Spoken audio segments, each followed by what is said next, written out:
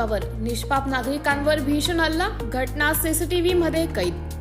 सांगली, मिरज आणि कुपवाड शहर महानगरपालिका क्षेत्रामध्ये मोकाट जनावरे आणि मोकाट कुत्र्यांचा मोठ्या प्रमाणात प्रादुर्भाव झालेला आहे। या मोकाट कुत्र्यांकडून अनेक लहान बालकांवर, ज्येष्ठ नागरिकांवर हल्ले झाल्याच्या घटना घडल्या आहेत। कोल्हापूर रोड कबाडे हॉस्पिटल परिसरात मोकाट भटक्या कुत्र्यांचा हैदोस वाढला असून तेथील भटक्या कुत्र्यांनी एका निष्पाप नागरिकावर भीषण हल्ला करून गंभीररित्या जखमी केल्याची घटना घडली आहे। त्या नागरिकाच्या हाताचे अक्षरशः लचके तोडून जीवघेणा हल्ला केला।